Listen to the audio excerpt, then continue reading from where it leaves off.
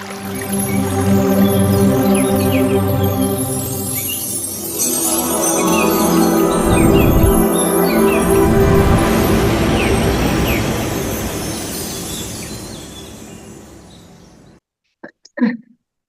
ನಮ್ಮೆಲ್ಲರ ಗುರುಗಳಾದ ಡಾಕ್ಟರ್ ಬ್ರಹ್ಮಶ್ರೀ ಪಿತಾಮಹ ಸುಭಾಷ್ ಪತ್ರಿಜಿ ಅವರಿಗೂ ಸ್ವರ್ಣಮಾಲಮ್ಮನವರಿಗೂ ನನ್ನ ಕೋಟಿ ಕೋಟಿ ಶಿರಸಾಷ್ಟಾಂಗ ನಮಸ್ಕಾರಗಳು. ನನಗೆ ಜನ್ಮ ನೀಡಿದ ತಂದೆ ತಾಯಿಗಳಿಗೂ ಹಾಗೂ ನನ್ನ ಪ್ರಥಮ ಗುರುಗಳಾದ ಶ್ರೀಮತಿ ಮನೋರಮಾ ಮೇಡಮ್ ರವರಿಗೂ ನನ್ನ ಹೃದಯಪೂರ್ವಕ ನಮಸ್ಕಾರಗಳು.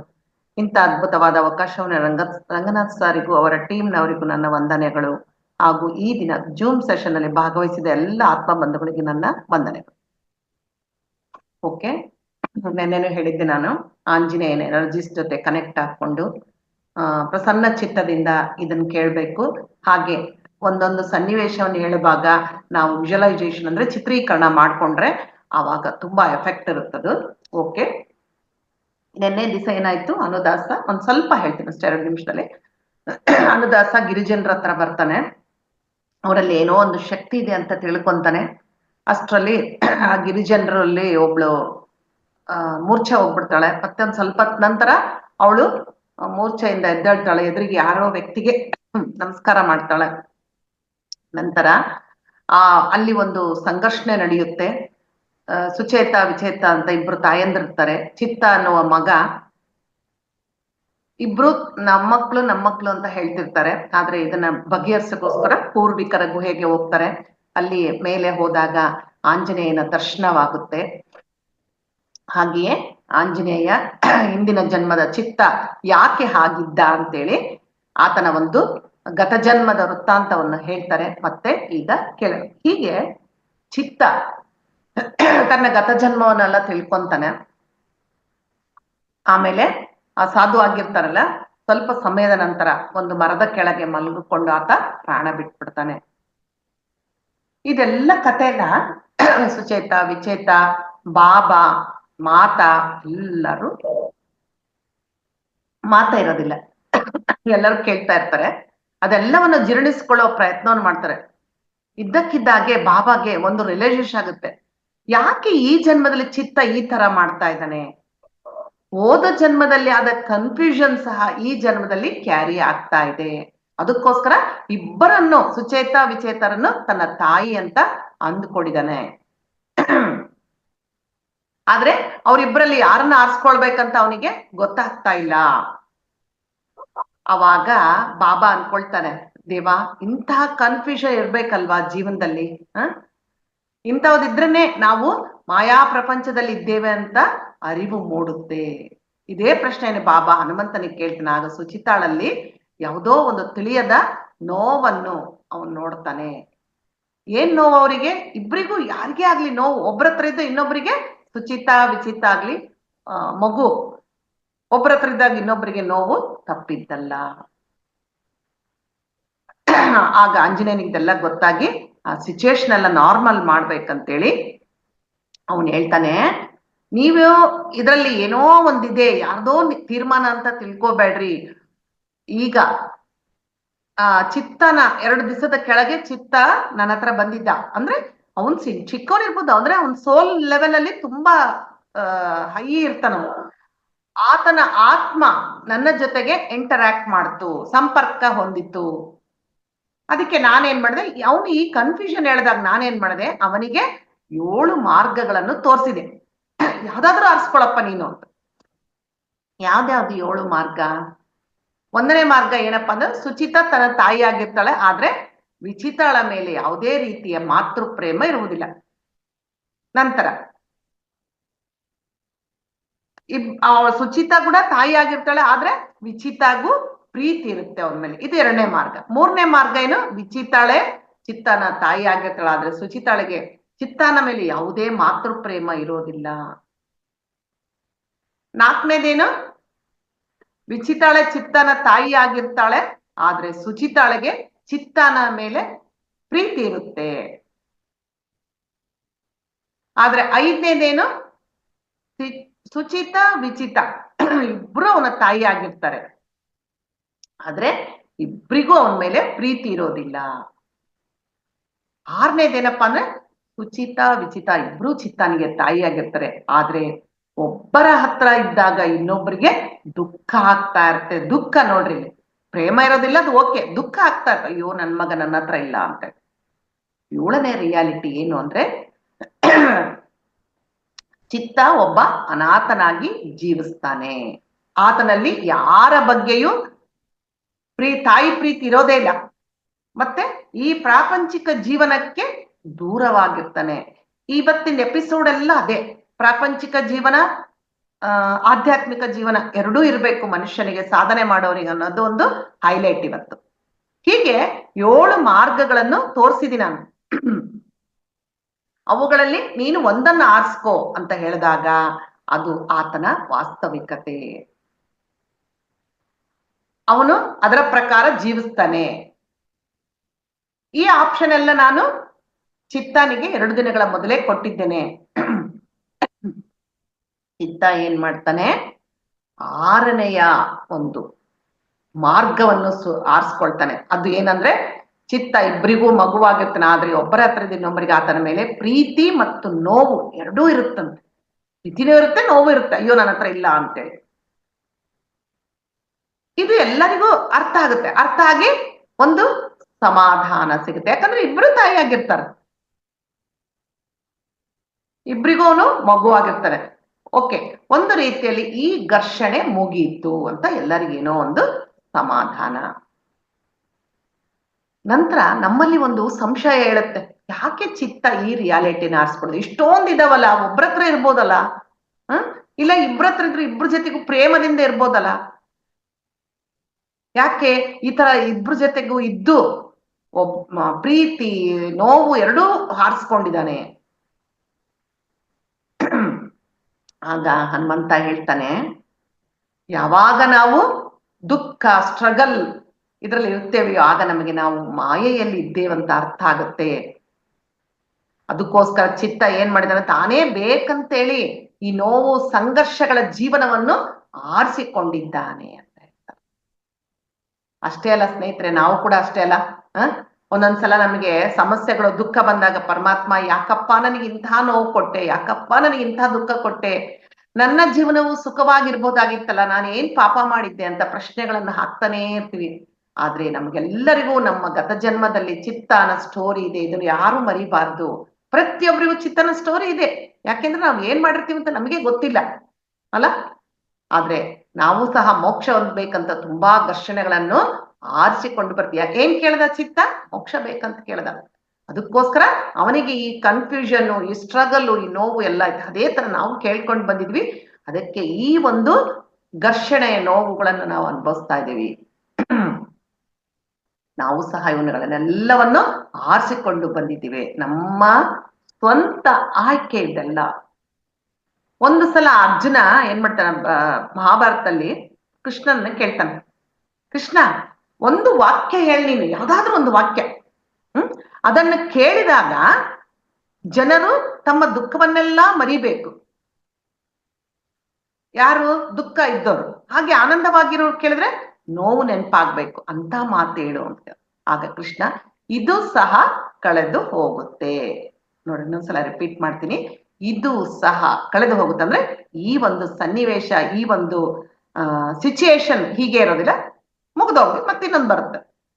ನೋಡಿ, ಅದಕ್ಕೆ ಈ ಜೀವನ ಸುಖ ದುಃಖಗಳ ಸಮ್ಮಿಲನ. ಯಾರಾದರೂ ದುಃಖ ಆನಂದ ಎರಡನ್ನೂ ಸಮಾನವಾಗಿ ಅನುಭವಿಸುತ್ತಾ ಜೀವಿಸ್ತಾರೋ ಅವರು ಮೋಕ್ಷ ಸ್ಥಿತಿಗೆ ಸೇರ್ತಾರೆ. ನಾವು ಜೀವನದಲ್ಲಿ ಈಗಿದ್ದಾಗೆ ಮಾತ್ರ ಬೆಳಿತೇವೆ. ಇದನ್ನೇ ನಾವು ಆರಿಸಿಕೊಂಡು ಬಂದಿದ್ದೇವೆ. ನೋಡಿ ಫ್ರೆಂಡ್ಸ್, ಇದು ಸಾಮಾನ್ಯವಾದ ಕಥೆ ಅನ್ಕೋತೀವಿ. ಯಾಕೆ ಇದು ಇಮ್ಮಾರ್ಟಲ್ ಟಾಕ್ಸ್ ಅಷ್ಟು ಸ್ಪೆಷಲ್ ಅಂತಂದ್ರೆ, ಆಂಜನೇಯ ನಾವು ಜೀವನದಲ್ಲಿ ಹೇಗಿರ್ಬೇಕು, ಯಾವ ಪರಿಸ್ಥಿತಿಯಲ್ಲಿ ಇರಬೇಕು, ಏನ್ ಮಾಡ್ಬೇಕು ಅಂತೇಳಿ ಕಥೆಗಳ ರೂಪದಲ್ಲಿ, ಪಾತ್ರಗಳ ರೂಪದಲ್ಲಿ ನಮಗೆ ತಿಳಿಸ್ಕೊಡ್ತಾ ಬಂದಿದ್ದಾರೆ. ಈ ಕತೆ ಸಹ ಅಷ್ಟೇ, ಕೇಳುವಾಗ ಆ ಹೆಸರುಗಳನ್ನು ಗಮನಿಸಿರ, ಸುಚೇತ, ವಿಚೇತ, ಚಿತ್ತ. ಸುಚೇತ ವಿಚೇತ ಅಂದ್ರೆ ನಮ್ಮ ಪ್ರಾಪಂಚಿಕ ಮತ್ತು ಆಧ್ಯಾತ್ಮಿಕ ಜೀವನದ ಸಂಕೇತಗಳು. ಚಿತ್ತ ಅಂದ್ರೆ ನಮ್ಮ ಚೇತನ, ಕಾನ್ಶಿಯಸ್ನೆಸ್. ನೋಡಿ ಎಷ್ಟು ಚೆನ್ನಾಗಿ ವರ್ಣನೆ ಮಾಡಿದಾರಲ್ಲ. ಚಿತ್ತ ಅಂದ್ರೆ ಚೇತನಕ್ಕೆ ಇಬ್ಬರು ತಾಯಿಯಂದ್ರನ್ನು ಕೊಟ್ಟಿದ್ದಾರೆ. ನಮಗೆರಡೂ ಬೇಕು. ನಮಗೆ ಒಂದನ್ನು ಬಿಟ್ಟು ಮತ್ತೊಂದಿಲ್ಲ. ಪ್ರಾಪಂಚಿಕತೆ ಬೇಕು, ಆಧ್ಯಾತ್ಮಿಕತೆ ಬೇಕು. ಹೀಗೆ ಕಲಿತಾಗ ಮಾತ್ರ ಮೋಕ್ಷ ಪ್ರಾಪ್ತಿ ಆಗ್ತದೆ. ಹೀಗೆ ಹನುಮಂತ ಮೊದಲನೇ ಪಾಠವನ್ನು ಅವರೆಲ್ಲರಿಗೂ ಕಲಿಸ್ತಾನೆ. ಇದನ್ನೆಲ್ಲ ಕೇಳಿ ಹನುಮಂತನ ತೀರ್ಪು ಕೇಳಿ ಸುಚೇತ ವಿಚೇತರಿಗೂ ತುಂಬಾ ಸಂತೋಷ ಆಗುತ್ತೆ, ಆನಂದದಿಂದ ಇರ್ತಾರವರು. ಹೀಗೆ ಆಧ್ಯಾತ್ಮಿಕತೆ ಮತ್ತು ಪ್ರಾಪಂಚಿಕತೆ ಎರಡನ್ನೂ ಬ್ಯಾಲೆನ್ಸ್ ಮಾಡುವುದೇ ನಿಜವಾದ ಜೀವನ. ಇದೇ ಚಿತ್ತಾನ ಆಯ್ಕೆ. ಅವನು 14 ದಿವಸ ಸುಚೇತಾಳ ಹತ್ರ ಇದ್ರೆ ಮತ್ತೆ 14 ದಿವಸ ವಿಚೇತಾಳ ಹತ್ರ ಇರ್ತಾನೆ. ಇದರಿಂದ ಇಬ್ರು ತಾಯಂದ್ರಿಗೆ ತುಂಬಾ ಸಂತೋಷ ಆಗುತ್ತೆ. ನಂತರ ಎಲ್ಲರೂ ಆಂಜನೇಯನಿಗೆ ನಮಸ್ಕಾರ ಮಾಡಿ ಪರ್ವತದಿಂದ ಇಳಿದು ಹೋಗ್ತಾರೆ. ಆದ್ರೆ ಬಾಬಾಗೆ ಆಂಜನೇಯನ ಅಗಲಿ ಬರೋಕೆ ಮನಸ್ಸೇ ಆಗೋದಿಲ್ಲ, ಅಷ್ಟು ಇಷ್ಟ ಹನುಮಂತ ಅಂದ್ರೆ. ನೋಡ್ರಿ, ಅವರೆಲ್ಲ ಎಷ್ಟು ಪುಣ್ಯವಂತರಲ್ಲ. ಸಾಕ್ಷಾತ್ ಆಂಜನೇಯನ ಜೊತೆಗಿರ್ತಾರೆ, ಮಾತಾಡ್ತಾರೆ. ನಾವು ಸಹ ಪುಣ್ಯವಂತರೇ. ಯಾಕೆಂದ್ರೆ ನಾವು ಸಹ ಭಗವಂತನನ್ನು ನೋಡಿದೀವಿ, ಆತನ ಜೊತೆಗಿದ್ದೀವಿ, ಮಾತಾಡಿದೀವಿ. ನಮ್ಮ ಗುರುಗಳೇ ನಮ್ಮ ಭಗವಂತ, ಪತ್ರಿಜಿ ಗುರುಗಳೇ ಭಗವಂತ. ನಂತರ ಬಾಬಾ ಎಲ್ಲ ಮುಗಿಸ್ಕೊಂಡು ವಾಪಸ್ ಬರ್ಬೇಕಾರೆ ತಲೆ ತುಂಬಾ ಆಲೋಚನೆಗಳು ಅವ್ರಿಗೆ. ಎಲ್ಲರಿಗೂ ಹೇಳ್ಬೇಕು ಈ ವಿಷಯ. ಅವರೆಲ್ಲ ಅಂದ್ರೆ ಊರ್ನವ್ರು, ಅವರೆಲ್ಲ ಹೇಗೆ ಸ್ವೀಕರಿಸ್ತಾರೆ ಈ ವಿಷಯನ್ನು, ಏನ್ ಹೇಳ್ಬೋದು ನಾನು ಅನ್ನುವ ಆಲೋಚನೆ ಮಾಡ್ತಾ ಮಾಡ್ತಾ ಬರ್ತಾನೆ. ಹೀಗೆ ಆಲೋಚನೆಗಳು ಮಾಡ್ತಾ ಬಾಬಾ ಬಂದಾಗ ಅಲ್ಲಿ ನೋಡ್ತಾನೆ. ಯಾಕಂದ್ರೆ ಆಂಜನೇಯ ಬರ್ತಾರಂದ್ರೆ ಎಷ್ಟು ಸಂಭ್ರಮ ಇರ್ಬೇಕಲ್ಲ ಊರ್ನಲ್ಲಿ. ಜನರ ಮುಖದಲ್ಲಿ ಸಂತೋಷ ಇರ್ಬೇಕು. ಊರ್ನಲ್ಲಿ ಏನಾದ್ರೂ ಒಂದು ಡೆಕೋರೇಷನ್ ಆತರ ಮಾಡ್ತಿರ್ಬೇಕು. ಆದ್ರೆ ಯಾವುದೇ ಕಾಣೋದಿಲ್ಲ ಅಲ್ಲಿ, ಏನು ಸಂಭ್ರಮ ಕಾಣೋದಿಲ್ಲ. ಮಾತೆ ಹತ್ರ ಬರ್ತಾನೆ. ಬಂದು ಹನುಮಂತನ ಆಗಮನ ಆಗಿದೆ ಅಂತ ಹೇಳ್ತಾರೆ. ಆಕೆಯಲ್ಲಿ ಯಾವ ಚಲನನೂ ಇರೋದಿಲ್ಲ, ಸುಮ್ಮನೆ ಇರ್ತಾಳೆ. ಯಾಕೆ ಹೀಗ್ ಮಾಡ್ತಾ ಇದ್ದಾರೆ ಇವ್ರು ಅಂತ. ಹೋಗ್ಲಿ ಸುಚೇತ ವಿಚೇತ ಬಂದ್ರೆ ಅಂತ ಕೇಳ್ತಾನೆ. ಅದನ್ನೂ ಅವಳು ಏನು ಹೇಳೋದಿಲ್ಲ, ಯಾವುದಕ್ಕೂ ರೆಸ್ಪಾನ್ಸೇ ಮಾಡಲ್ಲ. ಇವನು ಏನು ಆಸೆ ಇಟ್ಕೊಂಡು ಬಂದಿರ್ತಾನೆ, ಆಂಜನೇಯ ಬರ್ತಾನೆ. ಎಲ್ಲರಲ್ಲಿ ಒಂದು ಕುತೂಹಲ, ಭಕ್ತಿ, ಪ್ರೀತಿ ಎಲ್ಲ ಇರ್ತದೆ. ಅಂದ್ರೆ ಏನೋ ಯಾರು ಏನೋ ಮಾತಾಡಲ್ಲ. ನನಗೆ ದುಃಖ ತಡೆಯಕ್ಕಾಗದೆ ಬಿಕ್ಕಿ ಬಿಕ್ಕಿ ಅಳ್ತಾನೆ. ಅಳೋದ್ ನೋಡ್ಬಿಟ್ಟು ಅವಳೇನ್ ಹೇಳ್ತಾಳೆ, ಪಾಪ ಆಕಿಗೆ ಅರ್ಥ ಆಗಲ್ಲ, ಎಲ್ಲ ಮಾಯೆ. ಅವಳೇನ್ ಮಾಡ್ತಾಳೆ, ಯಾಕೆ ಎಷ್ಟು ದುಃಖ ಪಡ್ತಾ ಇದ್ರ, ಆ ಘರ್ಷಣೆ ಇನ್ನೂ ತೀರ್ಮಾನ ಆಗಿಲ್ವಾ, ಆಗುತ್ತೆ, ಏನು ಯೋಚನೆ ಮಾಡ್ಬೇಡ್ರಿ ಅಂತೇಳಿ ತನಗೆ ತಿಳಿದ ಹಾಗೆ ಸಮಾಧಾನ ಮಾಡ್ತಾಳೆ. ನಂತರ ಸುಚೇತ ವಿಚೇತರ ಹತ್ರ ಹೋಗ್ತಾನೆ. ಅವ್ರನ್ನ ಕೇಳ್ತಾನೆ, ನೀವು ಅಲ್ಲಿ ಅವ್ರ ಹತ್ರ ನನ್ನ ಹೆಂಡತಿ ಹತ್ರ ಹೋಗಿದ್ರಾ, ಏನು ಇಲ್ಲ, ನಮಗೂ ಸಹ ಅದೇ ಅನುಭವ. ಅಂದ್ರೆ ಬಾಬಾಗೆ ಏನು ಅನುಭವ ಇದೆ ಅವರಿಗೂ ಸಹ ಆಗಿರುತ್ತೆ. ಅವರು ಸಹ ಬಿಕ್ಕಿ ಬಿಕ್ಕಿ ಅತ್ತು ಬಂದಿರ್ತಾರೆ.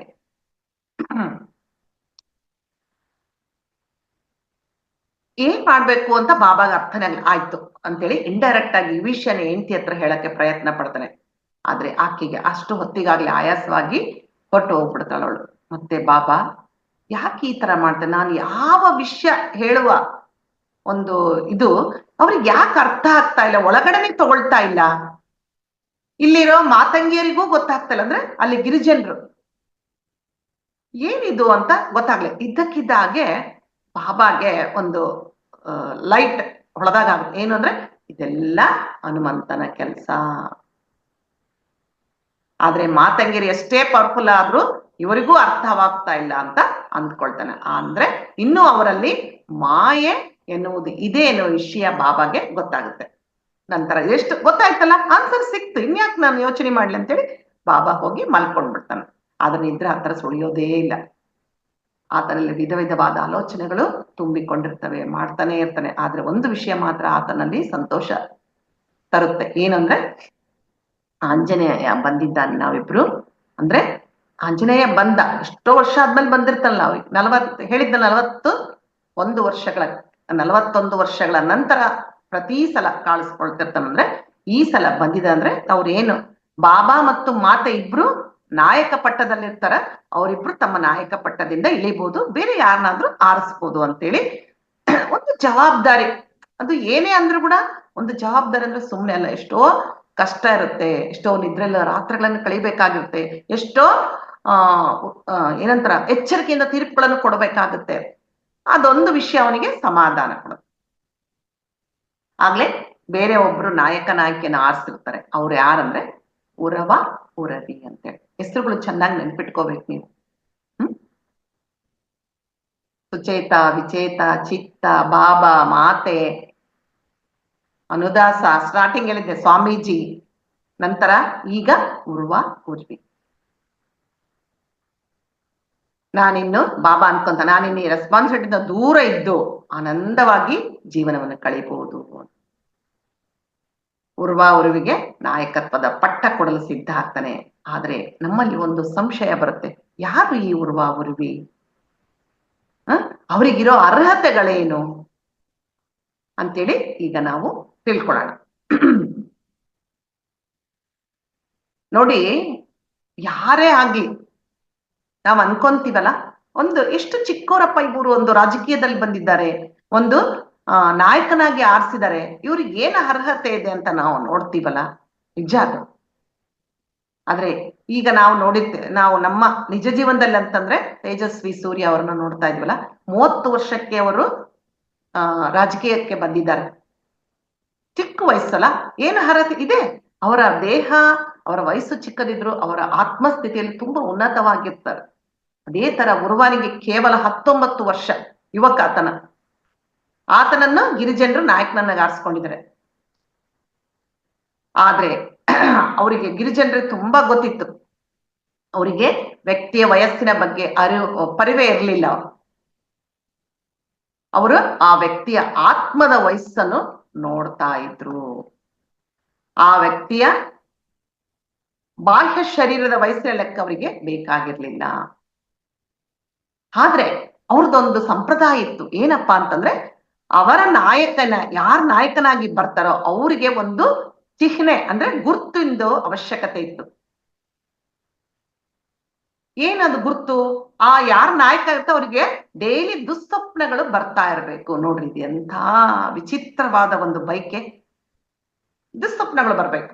ಅದೇ ತರ ಉರ್ವಾನಿಗೆ ಕೂಡ ಚಿಕ್ಕ ವಯಸ್ಸಿನಿಂದಲೇ ಒಂದೇ ಒಂದು ಕೆಟ್ಟ ಕನಸು ಬೀಳ್ತಾ ಇತ್ತು, ದಿನ ಬರ್ತಾ ಇತ್ತು. ಆ ಕನ್ಸು ಏನಪ್ಪಾ ಅಂತಂದ್ರೆ, ಒಂದು ವಿಸ್ತಾರವಾದ ಸಮುದ್ರ. ಇದು ಕನ್ಸು ಹೇಳ್ತಾ ಇದ್ದೀನಿ, ಕನ್ಸು ತುಂಬಾ ದೊಡ್ಡದಿದೆ, ನೀವು ಕನ್ಫ್ಯೂಸ್ ಮಾಡ್ಕೋಬೇಡಿ. ಆ ಸಮುದ್ರದ ಒಂದು ತೀರನೇ ಕಾಣಿಸ್ತಾ ಇರ್ಲಿಲ್ಲ, ಎಲ್ಲಿಗೆ ಹೋಗ್ಬೇಕಂತ ಗೊತ್ತಿಲ್ಲ. ಆದ್ರೆ ಅಲ್ಲಿ ಒಂದು ದೂರದಲ್ಲಿ ಒಂದು ದ್ವೀಪ ಕಾಣ್ತಾ ಇದೆ. ಅದರಲ್ಲಿ ಒಬ್ಬ ಚಿಕ್ಕ ಹುಡುಗ ಇದ್ದ, ಅವನೇ ಉರ್ವ. ಅವನಿಗೆ ಏನ್ ಮಾಡ್ಬೇಕು ಗೊತ್ತಲ್ಲ, ಸುತ್ತಲೂ ನೀರು, ಎಲ್ಲಿ ಹೋಗ್ಬೇಕು, ಹೊರಗಡೆ ಹೇಗ್ ಬರ್ಬೇಕು ನಾನು ಅಂತ ಒಂಟಿಯಾಗಿದ್ದು ನಿರೀಕ್ಷಣೆ ಮಾಡ್ತಾ ಇರ್ತಾನೆ. ಎಷ್ಟೊತ್ತಾದ್ರೂ ಇರ್ತಾನೆ ಅಲ್ಲಿ, ಆ ದ್ವೀಪದಲ್ಲಿ ಇರ್ತಾನೆ, ಸಮುದ್ರದಲ್ಲಿ ಇರ್ತಾನೆ. ಒಂದೊಂದ್ಸಲ ಸಮುದ್ರ ಉಕ್ಕೆ ಇರ್ತಾ ಇದೆ, ನನಗೇನಾಗುತ್ತೋ ಗೊತ್ತಿಲ್ಲ, ಯಾರು ನನಗೆ ಸಹಾಯ ಮಾಡೋರೇ ಇಲ್ಲನಪ್ಪ ಅಂತ ಕೇಳ್ತಾನೆ. ಆದ್ರೆ ಅಷ್ಟರಲ್ಲಿ ಆತನಿಗೆ ಮಾತುಗಳು ಕೇಳ್ತವೆ. ಆ ಶರೀರವಾಣಿ ಏನ್ ಹೇಳುತ್ತೆ ಅಂದ್ರೆ, ನೀನು ನನಗೆ ಸಹಾಯ ಮಾಡಿದ್ರೆ ನಾನು ನಿನಗೆ ಸಹಾಯ ಮಾಡ್ತೀನಿ. ಅಬ್ಬಾ, ಯಾರೋ ಒಬ್ರು ಬಂದ್ರಲ್ಲ ಸದ್ಯ ಅಂತ ಹೇಳ್ಬಿಟ್ಟು ಅವನು ಓಕೆ ಅಂತ ಹೇಳ್ತಾನೆ. ಆಗ ಅವನಿಗೆ ಒಬ್ಬ ಸುಂದರವಾದ ಹುಡುಗಿ ಕಾಣಿಸ್ತಾಳೆ. ಅವಳು ಹೇಳ್ತಾಳೆ, ಅವಳು ನೀರಲ್ಲಿ ಇರ್ತಾಳೆ. ಅವಳು ಆಕ್ಚುಲಿ ಅಂದ್ರೆ ಅರ್ಧ ಭಾಗ, ಇದಿಷ್ಟು ಹೊರಗಡೆ ಇರುತ್ತೆ. ನೀನು ನನ್ನನ್ನು ನೀರಿನಿಂದ ಮೇಲೆತ್ತು, ನಾವಿಬ್ರು ಸೇರ್ಕೊಂಡು ನಿನಗೆಲ್ಲೇ ಇದೆ ಅಂತೇಳಿ ಮನುಷ್ಯರು ಇರುವ ಒಂದು ಸ್ಥಳವನ್ನು ತೋರಿಸ್ತೀನಿ, ನೌಕೆ ಇರುವ ಸ್ಥಳವನ್ನು ತೋರಿಸ್ತೀನಿ, ನಾವಿಬ್ರು ತಪ್ಪಿಸ್ಕೊಂಡು ಹೋಗೋಣ. ಅವಾಗ ಉರ್ವ ಕೇಳ್ತಾನೆ, ಹುಡುಗಿ ನೀನ್ ಇಲ್ಲೇನ್ ಮಾಡ್ತಾ ಇದೀಯಾ? ನಾನು ಕೂಡ ಇದೇ ತರ ನಿನ್ನೆ ತರನೇ ನಿಸ್ಸಹಾಯಕಳಾಗಿದ್ದೀನಿ, ಈ ನೀರಿನಲ್ಲಿ ಇದ್ದೀನಿ, ಬೇಗ ನಾನು ಹೊರಗಡೆ ಕರೆದುಕೋ. ಆಯ್ತು ಅಂತೇಳಿ ಎಷ್ಟು ಪ್ರಯತ್ನ ಪಡ್ತಾನೆ ಅವಳು ಎಳೆಯಕ್ಕೆ. ಯಾವ ತರ ಪ್ರಯತ್ನ ಪಡ್ತಾ ಇದ್ದಾನೆ ಅಂತಂದ್ರೆ, ಅವನಿಗೆ ತನ್ನ ಒಂದು ಸೇಫ್ಟಿ ಕೂಡ ಮರ್ತು ಹೋಗ್ಬಿಡತ್ತೆ. ಆವಾಗ ನಿಧಾನಕ್ಕೆ ಅವನು ಸಹ ಅವಳ ಜೊತೆಗೆ ನೀರಿನಲ್ಲಿ ಇಳಿದು ಬಿಡ್ತಾನೆ. ಆಗ ಅವಳ ಕೆಳಗಿನ ಭಾಗ ಕಾಣಿಸುತ್ತೆ, ಅದು ಮೀನಿನ ರೂಪದಲ್ಲಿರುತ್ತೆ. ಅಂದ್ರೆ ಅವಳು ಜಲಕನ್ಯೆ, ಅರ್ಧ ಭಾಗ ಮನುಷ್ಯ ಅರ್ಧ ಭಾಗ ನೀರು. ಗಂಡಸರಿಗೆ ಜಲಚರರು ಅಂತಾರೆ, ಹೆಣ್ಮಕ್ಳಿಗೆ ಜಲಕನ್ಯೆಯರು. ಏನ್ ಮಾಡ್ಬೇಕಂತ ಗೊತ್ತಾಗಲ್ಲ ಅವನಿಗೆ. ನೀರ್ನಾಗ ಇಳಿದು ಬಿಡ್ತಾನೆ, ನಿಧಾನವಾಗಿ ಶ್ವಾಸಕೋಶಗಳಲ್ಲೆಲ್ಲ ನೀರ್ ತುಂಬಿಕೊಳ್ತಾ ಇದೆ, ಒದ್ದಾಡ್ತಾ ಇದ್ದಾನೆ. ಯಾರಾದ್ರೂ ತನ್ನನ್ನು ರಕ್ಷಿಸಬಾರ್ದ? ಆಯ್ತು, ನನ್ನ ಕತೆ ಮುಗೀತು ಅಂದ್ಕೊಳ್ಳೋಷ್ಟರಲ್ಲಿ ಆತ ಗಾಳಿಯನ್ನ ಎಳೆದುಕೊಳ್ತಾನೆ. ಆಶ್ಚರ್ಯ ಅವನಿಗೆ, ಏನಿದು, ನೀರಲ್ಲಿ ಮುಳುಗಿದೀನಿ, ಇಲ್ಲಿಂದ ಗಾಳಿ ಬರುತ್ತೆ ಅಂತ, ಏನಿದೆ ಇಂತಹ ಬದಲಾವಣೆ ಅಂತ ಅನ್ಸುತ್ತೆ. ಆದ್ರೆ ಕಣ್ ತೆಗೆದಾಗ ಆತನ ಎದುರಿಗೆ ಸುಂದರವಾದ ಹುಡುಗಿದ್ದಾಳೆ. ನೋಡ್ತಾನೆ, ಗೊತ್ತಾಗ್ತ ಅವನಿಗೆ, ಮೀನು ಅರ್ಧ ಭಾಗ ಮೀನು ಅರ್ಧ ಭಾಗ ಹುಡುಗಿ ಅಂತ. ಆ ತಾನು ಆ ಹುಡುಗಿಯಿಂದ ಮೋಸ ಹೋಗಿದ್ದು ಗೊತ್ತಾಯ್ತು ಅವನಿಗೆ. ತಾನು ಸಹ ಮೀನಿನ ಹಾಗೆ ಬದಲಾವಣೆ ಹೊಂದ್ಬಿಡ್ತಾನೆ. ಅವನು ಸಹ ಅರ್ಧ ಭಾಗ ಮೀನು ಅರ್ಧ ಭಾಗ ಮನುಷ್ಯನ ದೇಹ. ಏನ್ ಮಾಡ್ಬೇಕಂತ ಗೊತ್ತಾಗಲ್ಲ ಅವನಿಗೆ, ಮೋಸ ಹೋಗ್ಬಿಟ್ಟಿದ್ದಾನೆ.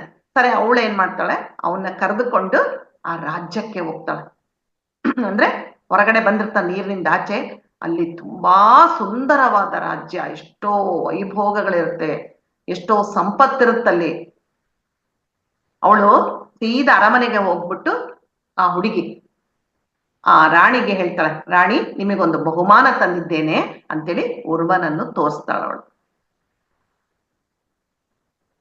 ಅವಳು ಏನ್ ಮಾಡ್ತಾಳೆ, ಅಲ್ಲಿ ಒಂದು ಹೇಗಿರುತ್ತೆ ನೋಡ್ರಿ ಅಲ್ಲಿ ಸಂಪ್ರದಾಯ ಅಂತಂದ್ರೆ, ಯಾರಾದ್ರೂ ಒಬ್ರು ಈ ತರ ಆಗಿರ್ತಾರಲ್ಲ, ಅವರ ಮೋಸ್ಟ್ ಇಂಪಾರ್ಟೆಂಟ್ ಟಾಸ್ಕ್ ಏನಪ್ಪಾ ಅಂತಂದ್ರೆ ಇನ್ನೊಬ್ರನ್ನ ಆ ತರ ಮಾಡ್ಬೇಕು.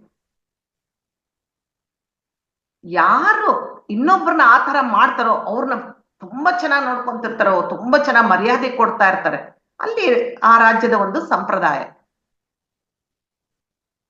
ಇದನ್ನೆಲ್ಲ ನೋಡಿ ಉರ್ವನಿಗೆ ಸಿಟ್ಟು ಬಂದು, ಆಕೆಗೆ ನೀನು ಮೋಸಗಾತಿ, ಸುಳ್ಳುಗಾತಿ ತುಂಬಾ ಕೂಗಾಡ್ತಾನೆ.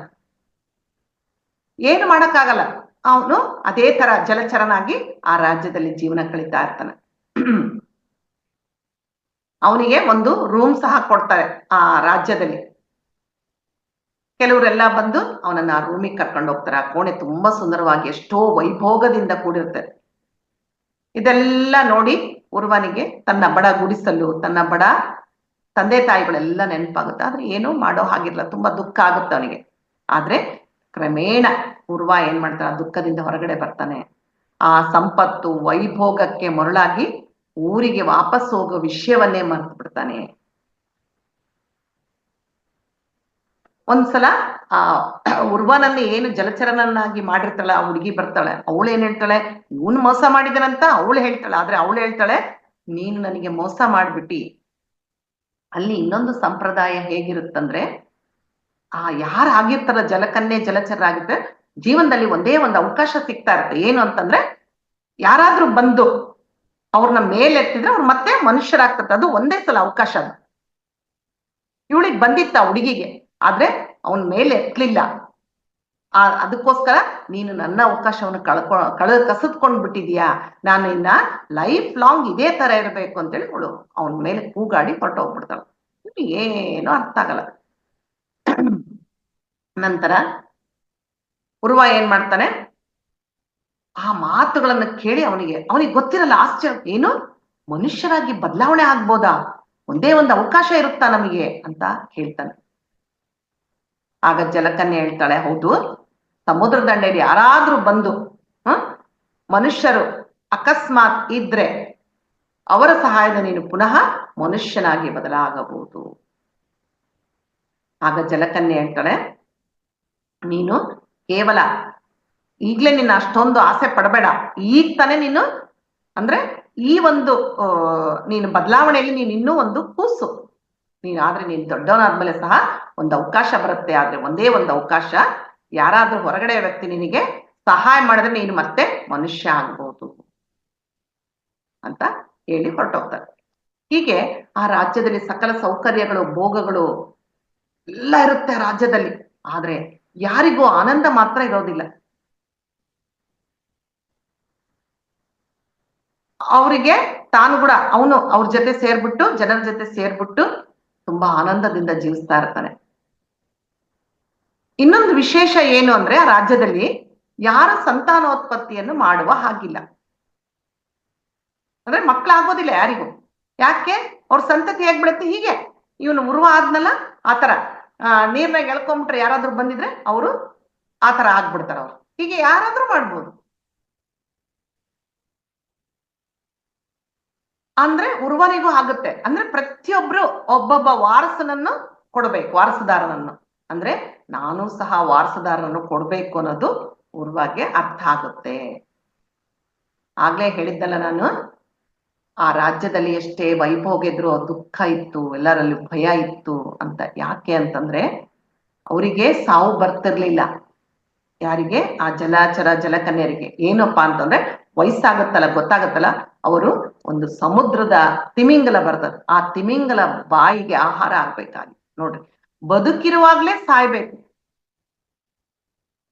ಅವಾಗ ಉರ್ವಾನಿಗೆ ತುಂಬಾ ಭಯ ಆಗುತ್ತೆ ಆ ವಿಷಯ ಕೇಳಿ.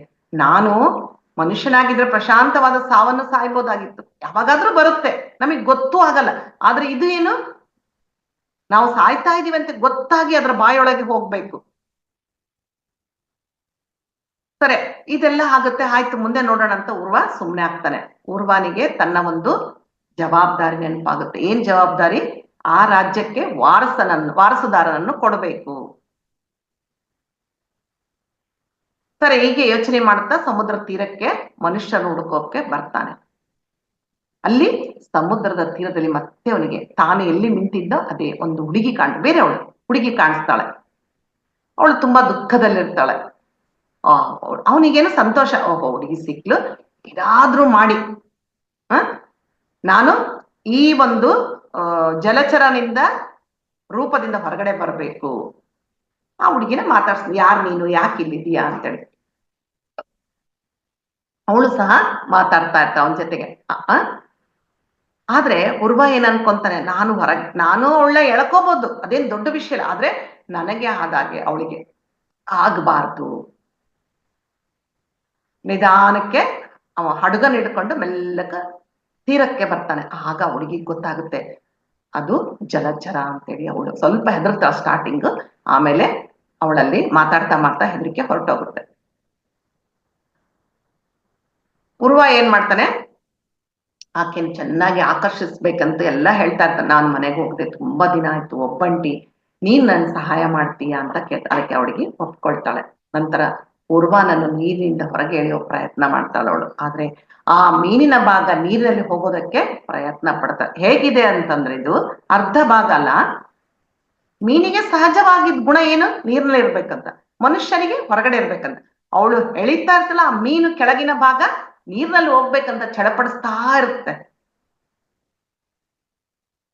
ಹೀಗೆ ಎರಡರ ನಡುವೆ ಹಾಗೆ ಸಂಘರ್ಷಣೆ ಅಂತಾರೆ. ಅವಳು ಎಳಿತಾ ಇರ್ತಾ ಇದ್ದು ಒಳಗೆ ಹೋಗ್ತಾ ಇರ್ತ, ಹೀಗೆ ನಡೀತಾ ಇರ್ತಾಳೆ. ಘೋರವಾದ ಸಂಘರ್ಷ ನಡೀತಾ. ಆದ್ರೆ ಆ ಹುಡುಗಿ ಉರ್ವಾನನ್ನು ಹೊರಕ್ಕೆ ಎಳೆಯಲು ತುಂಬಾ ಪ್ರಯತ್ನ ಪಡ್ತಾಳೆ, ಆದ್ರೆ ಅವಳಿಗೆ ಸಾಧ್ಯ ಆಗೋದಿಲ್ಲ.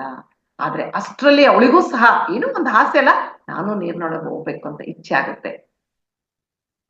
ನಂತರ ಆ ಹುಡುಗಿ ಸಹ ನಿಧಾನವಾಗಿ ತನ್ನ ಪಟ್ಟನ್ನು ಸಡಲಿಸ್ಬಿಡ್ತಾಳೆ. ಯಾವಾಗ ಪಟ್ಟು ಸಡಲ್ ಬಿಡುತ್ತೋ ನಿಧಾನವಾಗಿ ಅವಳು ಸಹ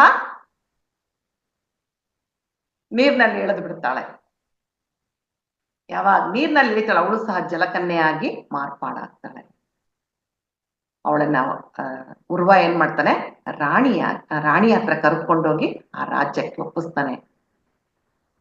ಆಗ್ಲೇ ಹೇಳಿದ್ದಲ್ಲ, ಯಾರು ವಾರಸುದಾರನನ್ನು ಒಪ್ಪಿಸ್ತಾರೋ ಅವರಿಗೆ ತುಂಬಾ ಮರ್ಯಾದೆಗಳು ಸಿಗ್ತವೆ ಅಂತೇಳಿ. ಹೀಗೆ ಉರ್ವಾನಿಗೂ ಸಹ ತುಂಬಾ ಮರ್ಯಾದೆ ಕೊಡ್ತಾ ಇದ್ರು.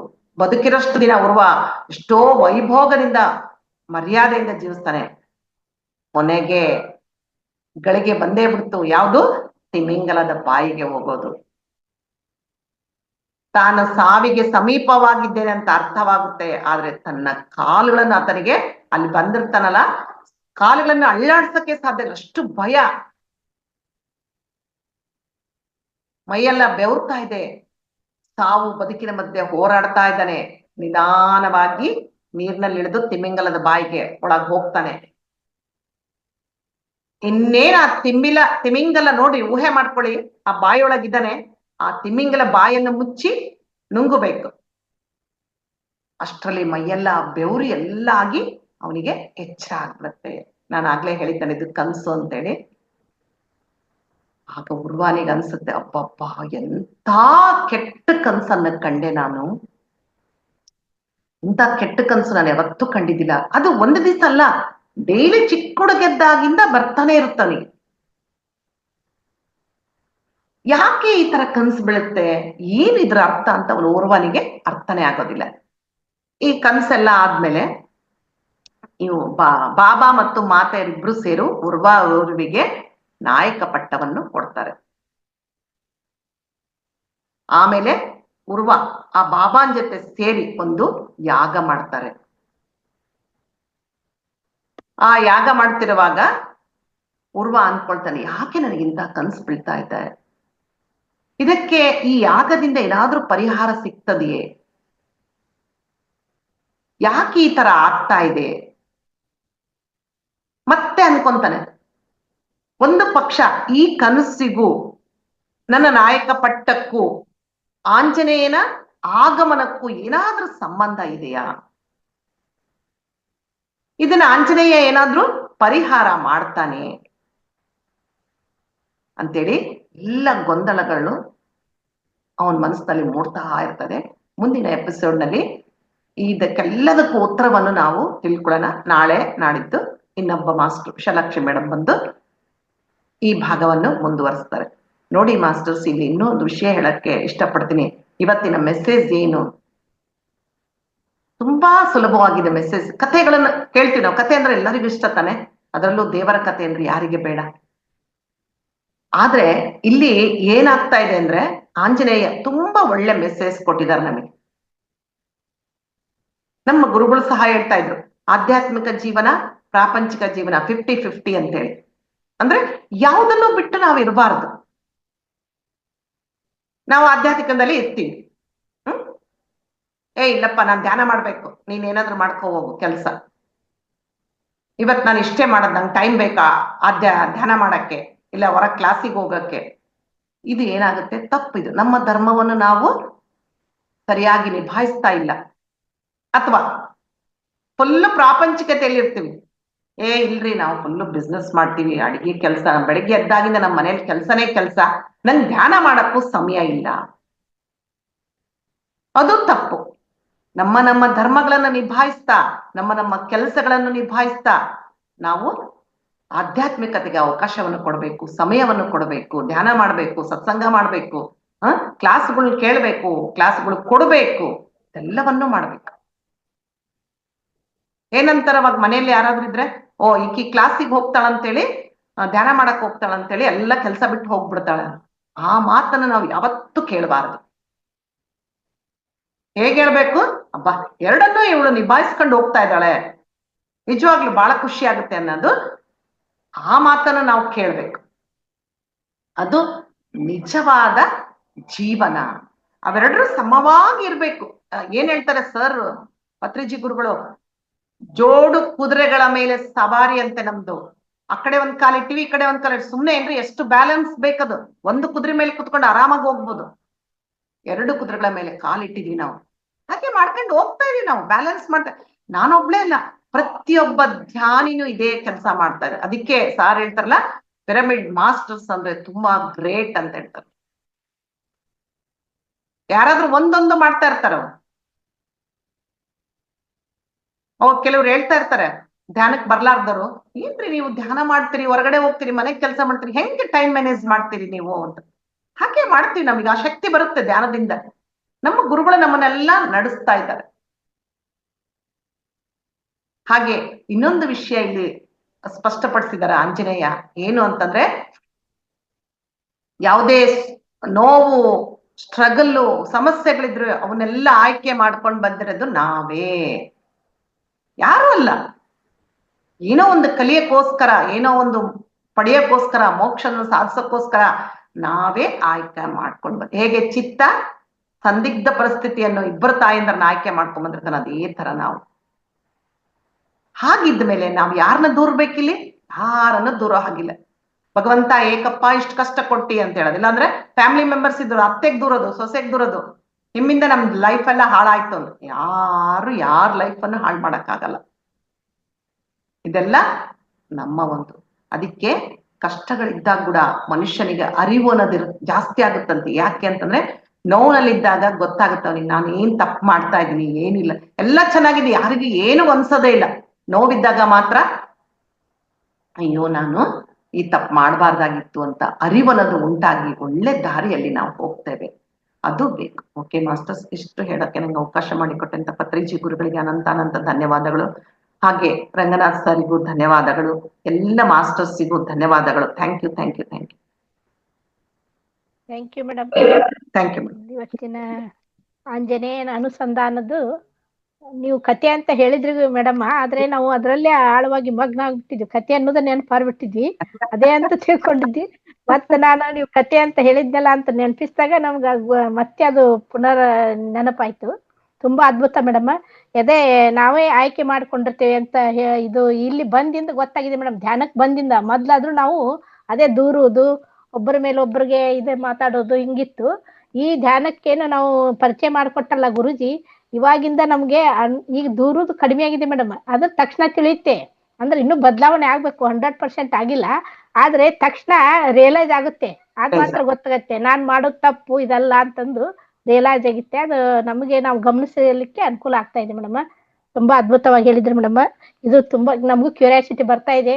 ಇಲ್ಲಿ ಹೆಸರು ಕೇಳಿದ್ರೆ ಅದೇ ವಿನುತಾ, ವಿಚಿತಾ, ಸುಚಿತಾ, ಚಿತ್ತ, ಅವ್ರ ಹೆಸರು ಕೇಳಿದ್ರೆ ನಮ್ಗೆ ಒಂದ್ ಟೈಪ್ ಅದು ಅಂದ್ರೆ ಫಾರೆಸ್ಟ್ಗೆ ಅದಕ್ಕೆ ಕನೆಕ್ಟ್ ಇದ್ದಾಗ, ಫಾರೆಸ್ಟ್ ನಲ್ಲಿ ಯಾವ ರೀತಿ ಅವರು ಈಗಾದ್ರೂ ನಾವು ನೋಡ್ತೀವಿ ಫಾರೆಸ್ಟ್ ನಲ್ಲಿ ಇದ್ದವರು ಯಾವ ರೀತಿ ಅವರು ಅಂದ್ರೆ ಇದು ಮಾಡ್ತಿರ್ತಾರೆ ಮೇಡಮ್. ಅವ್ರು ಬೇರೆಯವ್ರಿಗೆ ಹೆಲ್ಪ್ ಮಾಡೋದು ಅವ್ರದ್ದು.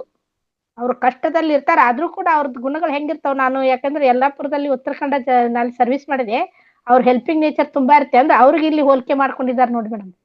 ತುಂಬಾ ಅದ್ಭುತ ಆಗಿತ್ತು. Thank you madam. Thank you madam. ಅವರು ಇಲ್ಲಿವರೆಗೂ ಅವ್ರದ್ದು ಏನು ಆಂಜನೇಯನ ಅನುಸಂಧಾನ ಬಗ್ಗೆ ಹೇಳಿದ್ದಾರೆ. ಯಾರಾದ್ರೂ ತಮ್ಮ ಅನಿಸಿಕೆ ಇದ್ರೆ ಶೇರ್ ಮಾಡ್ಕೊಳ್ಳಿ ದಯವಿಟ್ಟು, ಹ್ಯಾಂಡ್ ರೈಸ್ ಮಾಡಿ. ಸೌಮ್ಯ ಎಂ ಮಾತಾಡಿ, ತಾವು ಅನ್ಮ್ಯೂಟ್ ಮಾಡ್ಕೊಂಡು ಮಾತಾಡಿ. ನಮಸ್ತೆ ಮ್ಯಾಮ್. ಶುಭೋದಯ. ಮ್ಯಾಮ್, ಇಮಾರ್ಟಲ್ ಟಾಸ್ಕ್ ಬಗ್ಗೆ ಚೆನ್ನಾಗಿ ಎಕ್ಸ್ಪ್ಲೈನ್ ಮಾಡಿದ್ರಿ. ನನಗೆ ಒಂದು ಡೌಟ್ ಏನಂತಂದ್ರೆ, ಅದೇ 41 ಇಯರ್ಸ್ಗೆ ಆಂಜನೇಯ ಬಂದು ವಿಸಿಟ್ ಮಾಡ್ತಿರ್ತಾರೆ ಅಂತ. ಅದಾದ್ಮೇಲೆ ಬಾಬಾಂಗೆ ಜೊತೆ ಅಂದ್ರೆ ಚಿತ್ತ ಮತ್ತೆ ಸುಚೇತ ಮತ್ತೆ ವಿಚೇತ ಎರಡು ತಾಯಂದಿರಿಗೆ ಚಿತ್ತ ಅನ್ನೋದ್ ಮಗ, ಅಮ್ಮಂಗೆ ಇಬ್ರು ಅಮ್ಮಂದಿರು ಅಂತ ಚಿತ್ತನ ಹೇಳ್ತಿರ್ತಾನೆ. ಆದ್ರೆ ಅವಾಗ ಅವ್ರಿಗೆ ಅಂದ್ರೆ ಇಡೀ ಗಿರಿಜನದಲ್ಲಿ ಇದ್ದಿದ್ದವ್ರಿಗೆ ಎಲ್ಲರಿಗೂ ಗೊತ್ತು ಸುಚೇತನೆ ಇವನ್ ತಾಯಿ ಅಂತ. ಹೇಗೆ ಅಂದ್ರೆ ಅವ್ಳು ಕನ್ಸೀವ್ ಆಗಿರ್ತಾಳೆ, ಡೆಲಿವರಿ ಆಗಿದ್ ಎಲ್ಲಾನು ನೋಡಿರ್ತಾರೆ. ಆದ್ರೆ ಚಿತ್ತ ಯಾಕೆ ವಿಚೇತನು ಮತ್ತೆ ಸುಚೇತ ಇಬ್ರು ತಾಯಿಯಂದಿರು ಅಂತ ಕರೀತಾರೆ ಅಂತ ಎಲ್ಲರಿಗೂ ಡೌಟ್ ಬರುತ್ತೆ. ಇದನ್ನ ಹೇಗ್ ಪರಿಹಾರ ಮಾಡ್ಕೋಬೇಕು ಅಂದಾಗ ಬಾಬಂಗ್ ಗೊತ್ತಾಗಲ್ಲ. ಆಗ ಆಂಜನೇಯನ ಹತ್ರನೇ ಹೋಗ್ತಾರೆ. ಆಗ ಆಂಜನೇಯ ಸಜೆಸ್ಟ್ ಮಾಡ್ತಾನೆ, ನೀವು ಅವನನ್ನೇ ಕೇಳಿ, ನನ್ನ ಕೇಳೋದ್ ಬದ್ಲು ಚಿತ್ತನ್ನೇ ಕೇಳಿ, ಅವನ್ಗೆ ಗೊತ್ತಿರತ್ತೆ ಅಂತ. ಆಗ ಎಲ್ಲರೂ ಹೇಳ್ತಾರೆ, ಬಾಬಾ ಅವ್ನ್ ಇಷ್ಟು ಚಿಕ್ಕ ಹುಡುಗ, ಅವ್ನ್ ಹೇಗ್ ಗೊತ್ತಾಗತ್ತೆ, ಅವ್ನ್ ಹೇಗ್ ಡಿಸೈಡ್ ಮಾಡ್ತಾರೆ ನಿಜವಾದ ಅಮ್ಮ ಯಾರು, ಸುಚೇತನ ವಿಚೇತನ ಅಂತ ಕೇಳ್ತಾನೆ. ಅದಕ್ಕೆ ಇಲ್ಲ, ಅವನ್ ಚಿಕ್ಕವನ್ ಇರ್ಬೋದು, ಆದ್ರೆ ಅವನದು ಸೋಲು, ಅವನ್ ಆತ್ಮ ಎಷ್ಟು ವರ್ಷಗಳದ ಎಕ್ಸ್ಪೀರಿಯನ್ಸ್ ಇರತ್ತೆ, ಅವನೇ ಕರೆಕ್ಟ್ ಆಗಿ ಹೇಳ್ತಾನೆ ಅಂತ. ಅವಾಗ ಎಲ್ಲರೂ ಕೇಳ್ತಾರೆ, ಅಂದ್ರೆ ಚಿತ್ತನೇ ಹೇಳ್ತಾನೆ ಅದಕ್ಕೆ ಆನ್ಸರ್, ಹಿಂದಿನ ಜನ್ಮದಲ್ಲಿ ನಂಗೆ ಸುಚೇತನೂ ಅಮ್ಮ ಆಗಿದ್ಲು, ಹಾಗಾಗಿ ನಂಗೆ ಇಬ್ರುನು ಅಮ್ಮಂದಿರೆ ಅಂತ ಹೇಳ್ತಾನೆ ಅನ್ನೋದು ನಾನ್ ಕೇಳಿಸ್ಕೊಂಡಾಗ ಅರ್ಥ ಆಗಿದ್ದು ಮ್ಯಾಮ್.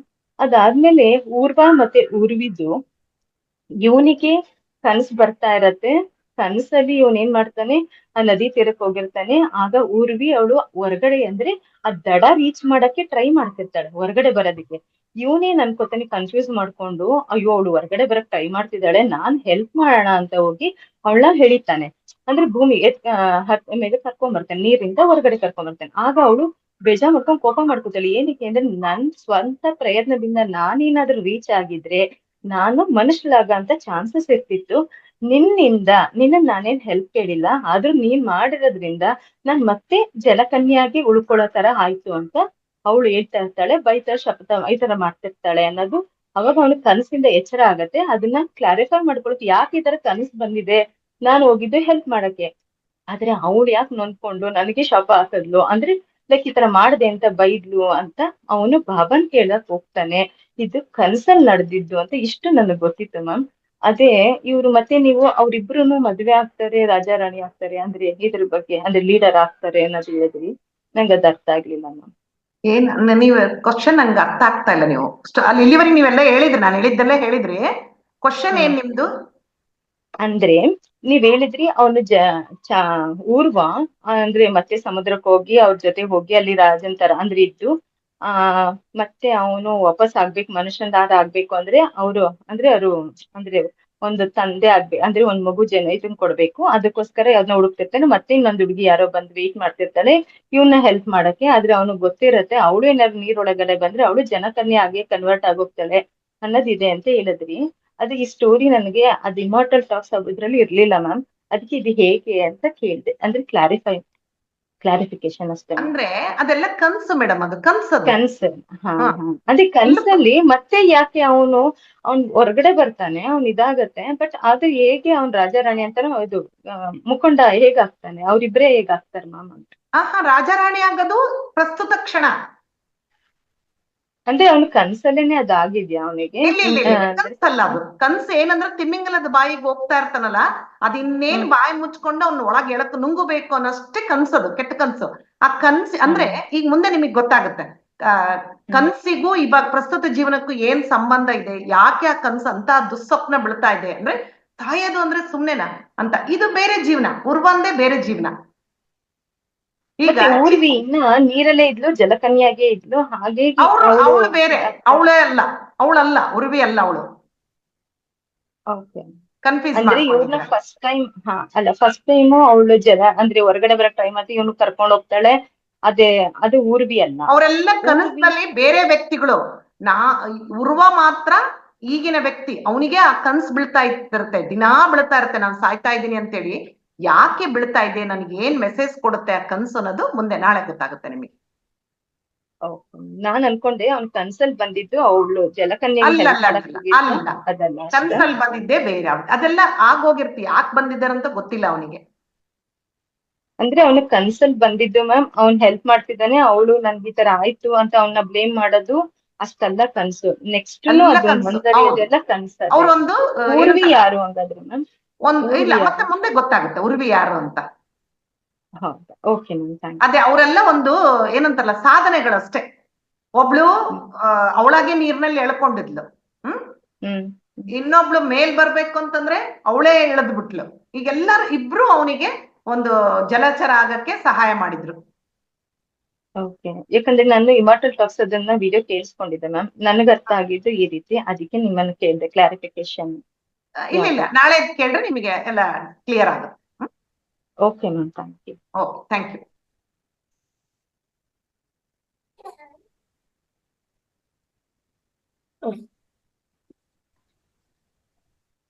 ಮಾತಾಡಿ ಮೇಡಮ್, ಹೇಮಾ ಮೇಡಮ್. ಮ್ಯೂಟ್ ಆಗ್ತಾ ಇಲ್ಲ.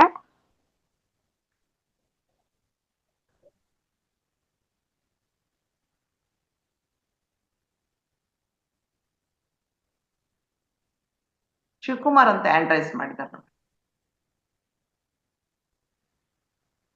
ನಮಸ್ತೆ ಮೇಡಮ್. ನಮಸ್ತೆ. ತುಂಬಾ ಅದ್ಭುತವಾಗಿತ್ತು. ಮುಂದೆ ಕಂಟಿನ್ಯೂಷನ್ ಆಫ್ ದ ಸ್ಟೋರಿ ತುಂಬಾನೇ ಇಂಟ್ರೆಸ್ಟಿಂಗ್. ತುಂಬಾನೇ ಚಿತ್ತ, ಆಮೇಲೆ ಸುಚೇತ, ವಿಚೇತ, ಇದೆಲ್ಲ ನಮ್ಮ ಒಳಗಡೆನೆ ನಡೀತಾ ಇರೋ ಸುಚೇತ, ವಿಚೇತ, ಚಿತ್ತ ಅನ್ನೋ ತರ ನನ್ಗೆ ಭಾಸವಾಗ್ತಿತ್ತು. ಆಮೇಲೆ ಇವತ್ತು ಇನ್ನೂ ಒಂದು ಮತ್ತೆ ಹೊಸ ನಾಯಕರ ಬಗ್ಗೆ ತಿಳ್ಕೊಂಡ್ವಿ. ಈಗ ಇವ್ರದ್ದು ಟೈಮು 41 ವರ್ಷ ಆಯ್ತು. ನೆಕ್ಸ್ಟ್ ಬರೋ ಅಂತ ಊರ್ವ ಮತ್ತೆ ಉರ್ವಿ ಅನ್ನೋರು, ಅವ್ರ ಕಥೆನೂ ಕೂಡ ಇನ್ನ ಮುಂದೆ ಕೇಳ್ತಾ ಇದೀವಿ. ತುಂಬಾನೇ ಇಂಟ್ರೆಸ್ಟಿಂಗ್ ಆಗಿದೆ. ತುಂಬಾ ಚೆನ್ನಾಗಿ ಹೇಳ್ತಾ ಇದ್ದೀರಾ. ಧನ್ಯವಾದಗಳು madam. Thank you madam. Shivakumar sir, unmute ಮಾಡ್ಕೊಳ್ಳಿ.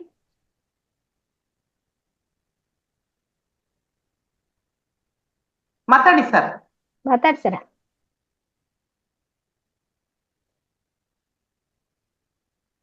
ವಾಯ್ಸ್ ಕೇಳ್ತಾ ಇಲ್ಲ ಸರ್ ನಿಮ್ದು.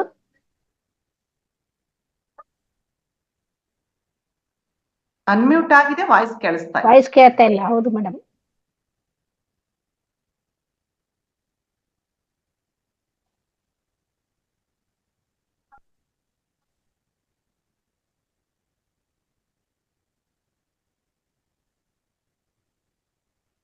ಮಾಸ್ಟರ್ಸ್ ಮತ್ತೆ ಯಾರಾದ್ರೂ ಶೇರ್ ಮಾಡ್ಕೋದಿದ್ರೆ ಹ್ಯಾಂಡ್ ರೈಸ್ ಮಾಡಿ ಪ್ಲೀಸ್. ಆಮೇಲೆ ನಿನ್ನಿದು ಮೇಡಮ್ ಅವ್ರದ್ದೇನು ಆಂಜನೇಯಂದು ಇದು ಸೆಷನ್ ಆಗಿತ್ತಲ್ಲ ಭಾಗ 1, ಅದ್ರದ್ದು ಲಿಂಕ್ ಮತ್ತೆ ನೆಗೆಟಿವ್ ಅಯಾನ್ಸ್ ಬಗ್ಗೆ ಲಿಂಕ್ಗಳನ್ನ ಶೇರ್ ಮಾಡಿದ್ದೇವೆ. ಲೈಕ್ ಮಾಡಿ ಮತ್ತೆ ಕಮೆಂಟ್ಸ್ ಮಾಡಿ ಪ್ಲೀಸ್. ನೀವು ಲೈಕ್ ಮತ್ತು ಕಮೆಂಟ್ಸ್ ಮಾಡಿದ್ರೆ ಎಸ್ ಅಂತಂದು ಚಾಟ್ ಬಾಕ್ಸ್ ನಲ್ಲಿ ಹಾಕಬೇಕು.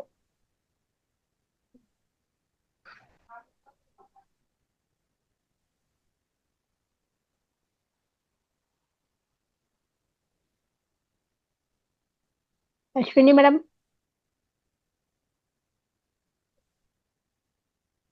ಮಾತಾಡಿ ಮೇಡಮ್.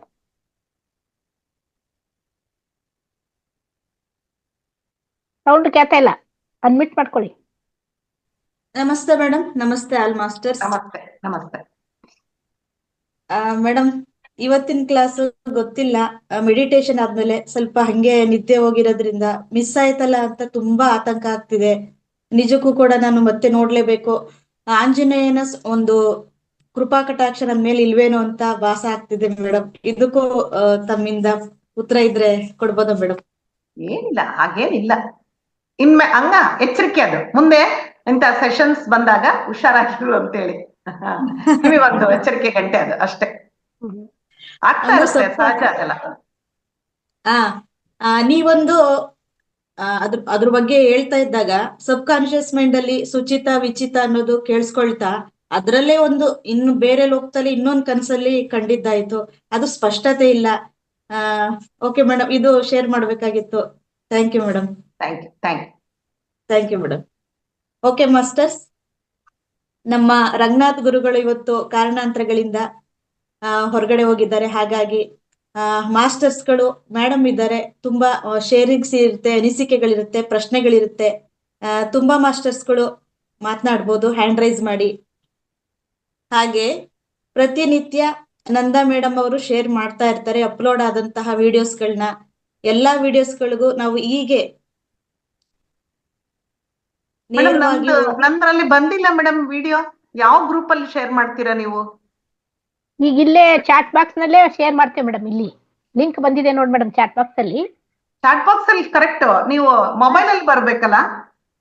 ಮೊಬೈಲ್ ಅಲ್ಲಿ ಗ್ರೂಪ್ ನಲ್ಲಿ ಆಡ್ ಮಾಡ್ರಿ ಮೇಡಮ್. ಅವ್ರದ್ದು ಮೇಡಮ್ ಅವ್ರದಂಗ್ರೆ ನಾ 365 ಗ್ರೂಪಿಗೆ ಆಡ್ ಆಗ್ಬೇಕು ಮೇಡಮ್. ಇದು ಮಾಡಿದಾರೆ ಸರ್, ಮಾಡಿದಾರೆ. ಯಾರು ಮಾಡಿದಾರೆ ಗೊತ್ತಿಲ್ಲ ನಂಗೆ, ಯಾವ ವಿಡಿಯೋಸ್ ಬರಲ್ಲ.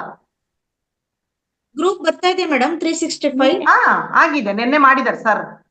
ನಿನ್ನೆ ಅಂದ್ರೆ 6 ಗಂಟೆಗೆ ಬಂದಿದೆ ಮೇಡಮ್ ಅದು ಮೆಸೇಜ್. ಇದು ವಿಡಿಯೋಸ್ 6 ಗಂಟೆಗೆ ಶೇರ್ ಆಗಿದೆ ಮೇಡಮ್. ಅಯ್ಯೋ, ನೆನ್ನೆ ನನ್ ಕ್ಲಾಸ್ ಮುಗಿದ ತಕ್ಷಣ ಬೆಳಗ್ಗೆನೆ ಬಂದಿದೆ ನನಗೆ ಗ್ರೂಪ್. ಹೌದು ಮೇಡಮ್, ಅದೇ ಬಂದಿದೆ ಎಸ್ ಮೇಡಮ್, ಈ ಕ್ಲಾಸ್ ಆದ್ಮೇಲೆ ಮತ್ತೆ ನಿಮ್ಗೆ ಕಾಲ್ ಮಾಡ್ತೀನಿ madam. Okay okay okay okay, thank you madam. Thank you thank you. Okay Shivakumar masters. Sir ಮಾತಾಡ್ಬೇಕು ನೋಡ್ರಿ. ಶಿವಕುಮಾರ್ ಅವ್ರು ಹ್ಯಾಂಡ್ ರೈಸ್ ಮಾಡಿದ್ರು, ಆಗ್ಲೇ ಏನೋ ಪ್ರಾಬ್ಲಮ್ ಆಯ್ತು ಅವ್ರಿಗೆ. ಅನ್ಮಿಟ್ ಕೊಟ್ಟಿದ್ದೇನೆ, ಮಾತಾಡಿ ಸರ್. ಇಲ್ಲ ಮೇಡಮ್, ಅವ್ರದ್ದು ಅನ್ಮ್ಯೂಟ್ ಆಗ್ತಾ ಇಲ್ಲ. ಹೌದೇನೋ ಟೆಕ್ನಿಕಲ್ ಪ್ರಾಬ್ಲಮ್ madam. ಇರ್ಬೋದು. ಸರಿ.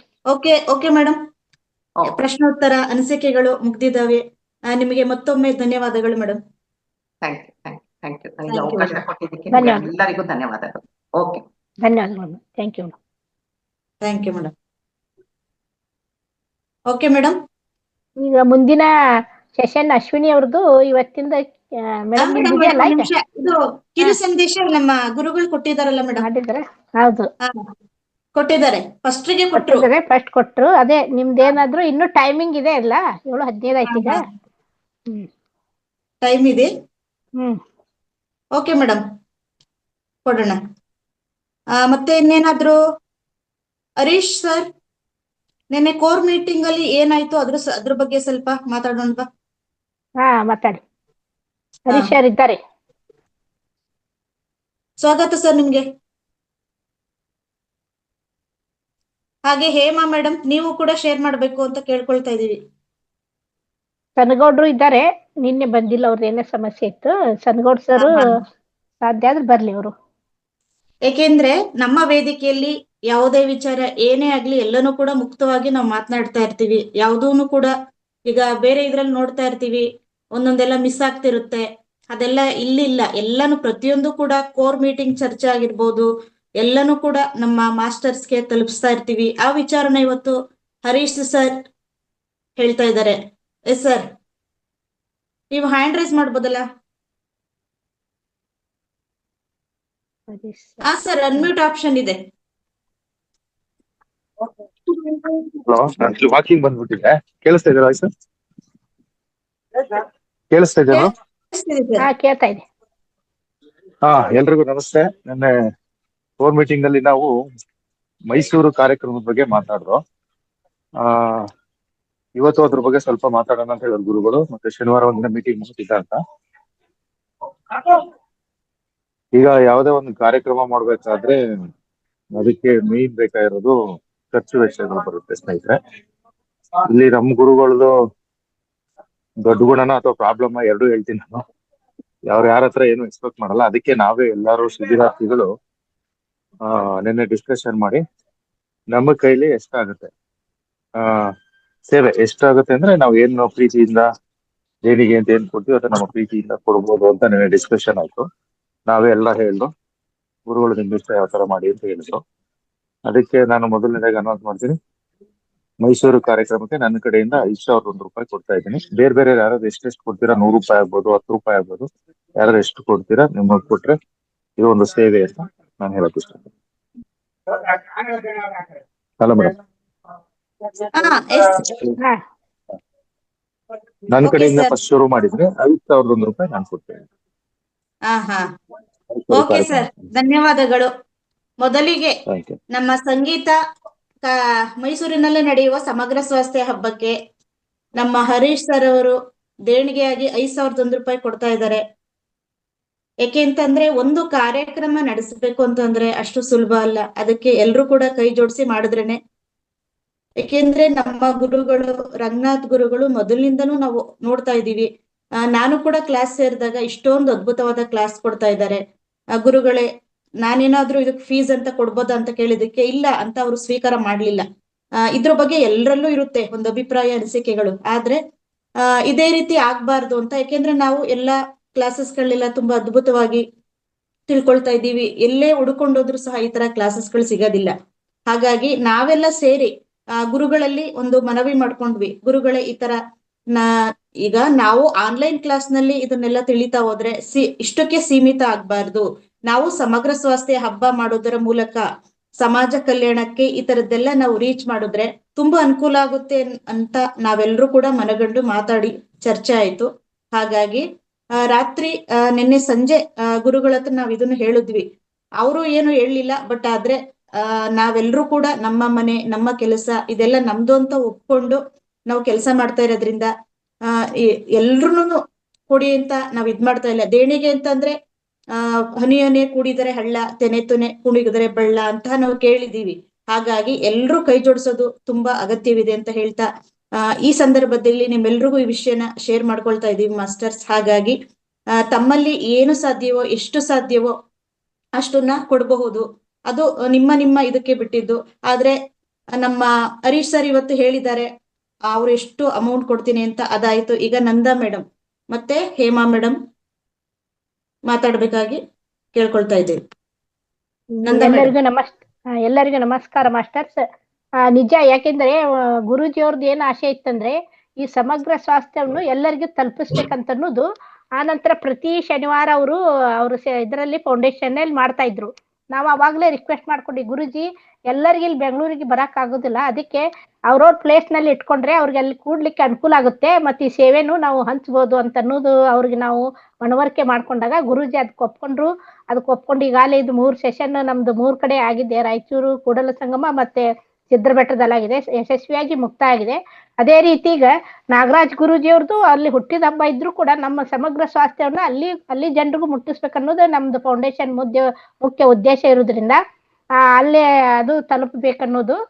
ನಂತರ ಮುಂದೆ ಚಿಕ್ಕೋಡಿಯಲ್ಲಿ ಆಗುತ್ತೆ. ಅಂದ್ರೆ ಪ್ರತಿಯೊಂದು ಪ್ರದೇಶಕ್ಕೂ ಇದು ಹಂಚಿಕೆ ಆಗ್ಬೇಕಂತ ಅನ್ನೋದು. ಅಂದ್ರೆ ಇದು ಧ್ಯಾನ ಮತ್ತು ಸಮಗ್ರ ಸ್ವಾಸ್ಥ್ಯ ಅನ್ನೋದು ಯಾರಿಗೆ ತಿಳುವಳಿಕೆ ಇಲ್ಲಲ್ಲ ಅವರಿಗೆ ಮುಟ್ಬೇಕನ್ನೋದು ಅವ್ರದ್ದು ಮೂಲ ಉದ್ದೇಶ ಇರೋದ್ರಿಂದ ನಾನು ಕೂಡ ಈ ಕಾರ್ಯಕ್ರಮಕ್ಕೆ ನನ್ನ ಸ್ವಯಂ ಇದರಿಂದ ನಾನು 5,001 ರೂಪಾಯಿ ನಂದು ಗುರು ಕಾಣಿಕೆ. ಇದು ನಂದು ಇದಲ್ಲ, ಗುರು ಕಾಣಿಕೆ. ಯಾಕಂದ್ರೆ ನಾಗರಾಜ್ ಗುರುಗಳು ನಮ್ಗೆ 1 ವರ್ಷದಿಂದ ಯೋಗಾಸನ ಮತ್ತು ಪ್ರಾಣಾಯಾಮವನ್ನ ನಾನು ಅಂದ್ರೆ ಯಾವ ರೀತಿ ಮಾಡ್ಬೇಕಂತ ಅನ್ನೋದು ಗೊತ್ತಿಲ್ಲ, ಮಾಡ್ಬೇಕನ್ನೋದು ಅರ್ಥ ಇತ್ತು. ಯಾವ ರೀತಿ ಮಾಡ್ಬೇಕಂತ ಸ್ಟೆಪ್ ಬೈ ಸ್ಟೆಪ್ ಹೇಳ್ಕೊಟ್ಟಿದ್ದಾರೆ. ಅದಕ್ಕಾಗಿ ನಾನು ಅಲ್ಪ ಗುರು ಕಾಣಿಕೆಯನ್ನು ಕೊಡ್ಲಿಕ್ಕೆ ನಾನು ಇಚ್ಛೆ ಪಟ್ಟಿದ್ದೇನೆ ಮೇಡಮ್. ನಂದು 5,000 ರೂಪಾಯಿ ಅಂತ. Okay madam, thank you madam, ಧನ್ಯವಾದಗಳು. ಅವಕಾಶಕ್ಕಾಗಿ ಧನ್ಯವಾದಗಳು ಮೇಡಮ್. ನೀವು ಕೂಡ ತುಂಬಾ ಇಷ್ಟಪಟ್ಟು ಒಪ್ಪಿ ಈಗ ನಾವು ನೋಡ್ತಾ ಇದ್ದೀವಿ ಈ ಆನ್ಲೈನ್ ತರಗತಿಯಲ್ಲಿ ನೀವು ಮೊದಲು ಹೇಗಿದ್ರಿ, ಬಂದ ಮೇಲೆ ಯಾವ ರೀತಿ ಬದಲಾವಣೆ ಆಗಿದೆ, ಪ್ರತಿಯೊಂದನ್ನು ಜ್ಞಾನವನ್ನು ಅಳವಡಿಸ್ಕೊಳ್ತಾ ಈಗ ನಿಮಗೆ ಏಜ್ ಆಗಿದೆ ಅಂತಾನೆ ಕಾಣಿಸ್ತಾ ಇಲ್ಲ. ಅಷ್ಟು ಒಂದು ಆಕ್ಟಿವ್ ಪರ್ಸನ್ ನೀವಾಗಿದ್ದೀರಾ. ನಿಮ್ಮಲ್ಲಿ ಬದಲಾವಣೆ ನೋಡ್ತಾ ಇದ್ರೆ ನಮ್ಮೆಲ್ರಿಗೂ ಖುಷಿ ಆಗ್ತಾ ಇದೆ. ನೀವು ನಮಗೆ ಸ್ಫೂರ್ತಿ. ನಾನು ಪದೇ ಪದೇ ಇದನ್ನ ಹೇಳೋದಕ್ಕೆ ಇಷ್ಟಪಡ್ತೀನಿ ಮೇಡಮ್. ಹಾಗಾಗಿ ಈ ಒಂದು ಮಹಾನ್ ಕಾರ್ಯಗಳಿಗೆ ನಿಮ್ಮ ಒಂದು ಸೇವೆ ಅಗತ್ಯ ಅಂತ ಹೇಳ್ತಾ thank you madam. Yes madam, Hema madam.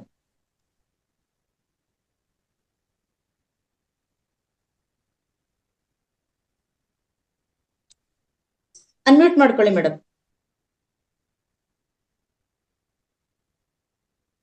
Madam unmute ಮಾಡ್ಕೊಳ್ಳಿ.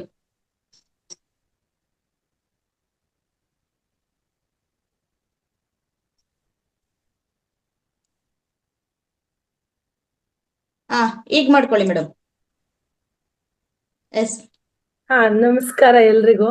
ಇದು ಆಕ್ಚುಲಿ ಕಾರ್ಯಕ್ರಮ ಗುರುಜಿ ಅನ್ಕೊಂಡಲ್ಲ, ಇದೆಲ್ಲ ನಮ್ಮೆಲ್ಲರ ಕಾರ್ಯಕ್ರಮ. ಹಾಗಾಗಿ ನನಗೇನ್ ಅನ್ಸುತ್ತೆ, ಇದು ಪ್ರತಿನಿತ್ಯ ನಾವು ಕ್ಲಾಸ್ ಅನ್ನು ತಗೊಳ್ತೀವಿ. ಹಾಗಾಗಿ ಇವಾಗ ನಮ್ಮ ಕಡೆಯಿಂದ ನಾವು ಮಾಡುವಂತ ಇದು ಕಿರು ಸೇವೆ. ಇದು ಗುರುಜಿಗೋಸ್ಕರ ಅಲ್ಲ, ನಮಗೋಸ್ಕರ ಅಲ್ಲ. ಇವಾಗ ಹೊರಗಿನ ಬೇರೆ ಬೇರೆ ಇನ್ನೂ ಹೊಸದಾಗಿ ಕಲಿಯೋ ಅಂತವ್ರು ಬರ್ತಾರೆ, ಅವರಿಗೋಸ್ಕರನೂ ಆಗುತ್ತೆ. ಮತ್ತೆ ನಾವು ಇದನ್ನೆಲ್ಲ ಮಾಡೋದ್ರಿಂದ ಒಂದ್ ಕಡೆ ಸೇರಿ ಏನ್ ಮಾಡಿದ್ವಿ, ಏನ್ ಬಿಟ್ವಿ, ಇನ್ನು ಮತ್ತೆ ಹೇಗ್ ಸಾಧನೆ ಮಾಡ್ಬೋದು ಅನ್ನೋಕ್ಕೂ ಒಂದು ದಾರಿ ಆಗುತ್ತೆ. ಮತ್ತೆ ನಾವು ಇಲ್ಲಿ ಪ್ರತಿನಿತ್ಯ ಏನ್ ಪಾಠ ತಗೊಳ್ತೀವಿ ಅದಕ್ಕೆ ನಾವ್ ಏನೇ ಫೀಸ್ ಕೂಡ ಕೊಡ್ತಾ ಇಲ್ಲ. ಕೊಡ್ಬೇಕು ಅಂತ ಗುರುಜಿ ಎಲ್ಲೂ ಕೇಳೂ ಇಲ್ಲ. ಅವ್ರು ಯಾವತ್ತು ದುಡ್ಡಿನ ಬಗ್ಗೆ ಯಾವತ್ತೂ ಕೇಳಲಿಲ್ಲ. ಆದ್ರೆ ಇದು ನಮಗ್ ಅನ್ಸೋದು, ಈಗ ಒಂದು ಕಾರ್ಯಕ್ರಮ ಮಾಡ್ಬೇಕಂದ್ರೆ ಊಟದ ವ್ಯವಸ್ಥೆ ಆಗ್ಲಿ, ಎಲೆಕ್ಟ್ರಿಕ್ ಇರ್ಬೋದಾಗ್ಲಿ, ಮ್ಯೂಸಿಕ್ ಇರ್ಬೋದಾಗ್ಲಿ, ಫೋಟೋ ವಿಡಿಯೋಸ್ ಆಗ್ಲಿ, ಇದಕ್ಕೆಲ್ಲ ನಮ್ಮನೇಲೆ ಒಂದ್ ಕಾರ್ಯಕ್ರಮ ಮಾಡಿದ್ರೆ ಮಿನಿಮಮ್ ಒಂದೆರಡು ಲಕ್ಷದ ಕಡಿಮೆ ಅಂತೂ ಆಗಲ್ಲ. ಇದ್ರಲ್ಲಿ ಎಲ್ಲ ಗುರುಜಿನೇ ನಾನೇ ಹಾಕೊಂಡ್ ಮಾಡ್ತೀನಿ ಅಂತ ಹೇಳಿದ್ರು. ಅವಾಗ ನನಗನ್ಸಿದ್ದೇನಂದ್ರೆ, ನಾವು ಕೇಳಿದಕ್ಕೆ ಅವ್ರು ಹೇಳಿದ್ರು, ಇಲ್ಲ ಅಂದ್ರೆ ಗುರುಜಿ ಹೇಳ್ತಾನು ಇರ್ಲಿಲ್ಲ, ಅವರೇ ಹಾಕಿರೋರು. ಈಗ ಹಾಲ್ ಏನ್ ತಗೊಂಡಿದೀವಿ, ಹಾಲ್ಗಾಗ್ಲೇ ಗುರುಜಿ 25,000 ಆಗ್ಲೇ ಪೇ ಮಾಡಾಗಿದೆ. ಇನ್ನ ನಾನ್ ಅನ್ಕೊಂಡೆ, ಈಗ ನಾವೆಲ್ಲರೂ ಸೇರಿ ನಾವು ಗ್ರೂಪ್ ಅಲ್ಲಿ ಇಷ್ಟು ಜನ ಇದೀವಿ, ಮತ್ತೆ ಗ್ರೂಪ್ ಅಲ್ಲಿ ಇವತ್ತು ಅಟೆಂಡ್ ಆಗದೆ ಇದ್ರು ಕೂಡ ತುಂಬಾ ಜನ ಇದೀವಿ. ಸ್ವಲ್ಪ ಅಂತ ಹಾಕಿದ್ರು ಯಾರಿಗಾಗುತ್ತೆ ಅವ್ರು, ಯಾರಿಗಾಗದೆ ಇರೋರು ಬೇಡ. ಆದ್ರೆ ಚೆನ್ನಾಗ್ ಅನುಕೂಲ ಇರೋ ಅಂತವ್ರು, ಕೊಡೋ ಅಂತ ಮನಸ್ಸಿದ್ದವ್ರು, ದಿನ ಕ್ಲಾಸ್ ಕೇಳೋ ಅಂತವ್ರು, ನಾವ್ ಹೇಳೋ ಅವಶ್ಯಕತೆನೇ ಇಲ್ಲ. ನೀವು ಕೊಡಿ ಅಂತ ಹೇಳೋ ಅಂತದ್ದು ನಮ್ಗಲ್ಲ. ಆದ್ರೆ ಮನ್ಸಿಂದ ನಮ್ಗೆಲ್ರಿಗೂ ಅನ್ಸುತ್ತೆ ಇದು ನಮ್ ಸಂಸ್ಥೆ, ನಮಗೋಸ್ಕರ ನಡೀತಾ ಇರೋ ಕಾರ್ಯಕ್ರಮ.